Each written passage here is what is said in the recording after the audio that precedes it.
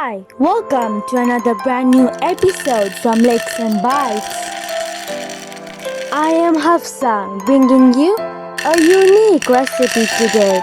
Yeah, today we are hosting a plant-based meat substitute, a dish rich in high protein with a great aroma and an amazing taste.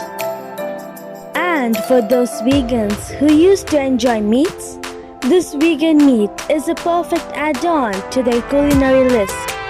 Mark my words, I mean it.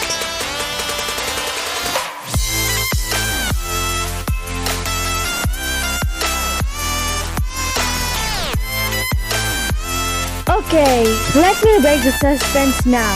We are going to make vegan-style kababs made of soya chunks. It's a soya cutlet recipe. Let's simply call it protein-rich soya chunk kababs. Back during the lockdown days, when supermarkets became limited to access, my mom came up with this novel idea of making vegan kababs. Using the traditional masalas, and the fusion really worked out well. In fact, it was quite close to the original meat recipe.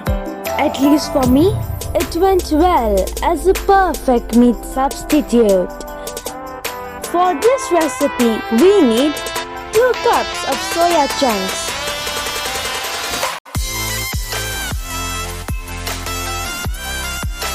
half a cup of roasted Bengal gram,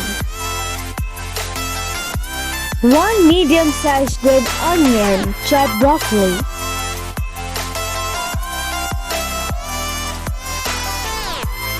3/4 of a cup coriander or cilantro leaves chopped,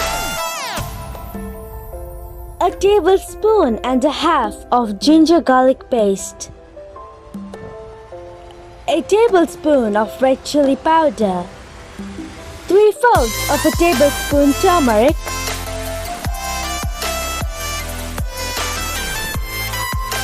and some salt to taste. And to combine and bind all these ingredients together, we shall be using an egg. If you are a vegan and you are not okay with the egg, you may use an egg substitute like flax seeds soaked in hot water, which would help bind these ingredients together instead. And for the rest, simply add an egg and it binds it all well. Perfect. Moving on to our recipe, we shall soak 2 cups of soya chunks in warm water for 5 to 6 minutes until they become soft and spongy. These soya chunks are highly rich in protein and can serve as an ideal meat substitute. On to our recipe now. To get an uniform texture, we shall soak these soya chunks by pushing them into the warm water so they get all soaked up very well. Let's stir them at intervals.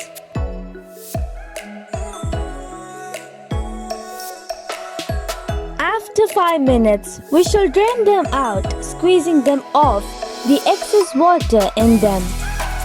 Ideally, you can add in some running water to reduce the heat in the warm water and squeeze them up. It would make your job easier to handle them out. These soaked, spongy soya chunks are ready now to use. Next, we shall be pressure cooking these along with the rest of the ingredients. To pressure cook, we shall add the soya chunks we processed now.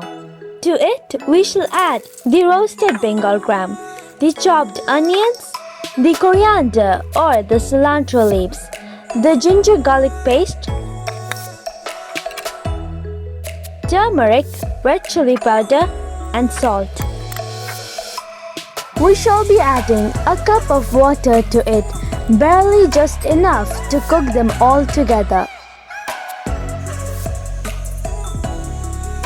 Cooking all these ingredients together will help the spongy soya absorb and blend in well, making it more aromatic. Once it's ready, check for any excess water. If you find any excess water, as I got here, drain them off by cooking them on the stove directly until all the water is evaporated.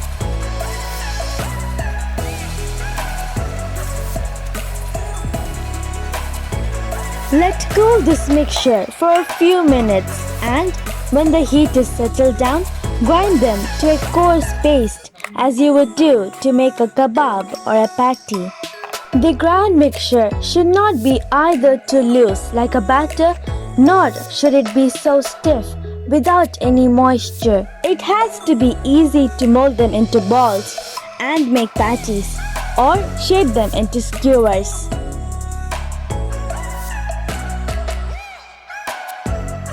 If you find your mixture too loose or runny, my special tip for the day is to use my secret ingredient here, which would be ground powder of roasted Bengal gram.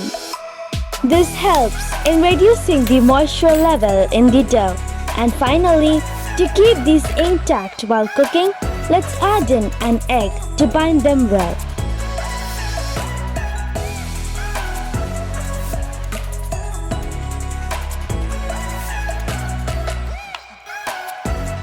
For making our kebabs today, I shall be using a few wooden skewers.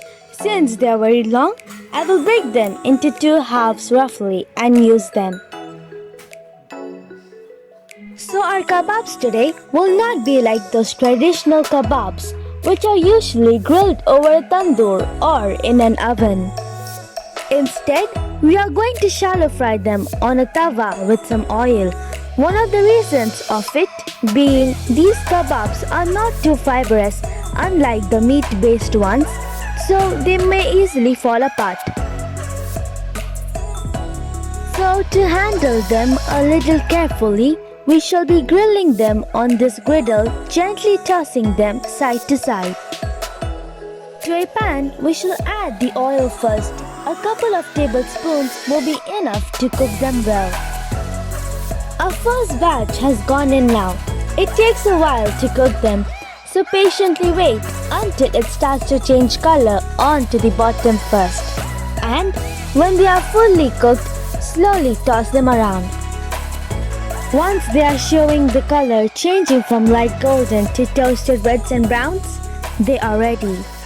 Be careful! If you do this hurriedly, you will end up with scrambled kebab chunks only. Patience is a great virtue, and this recipe needs a little of it.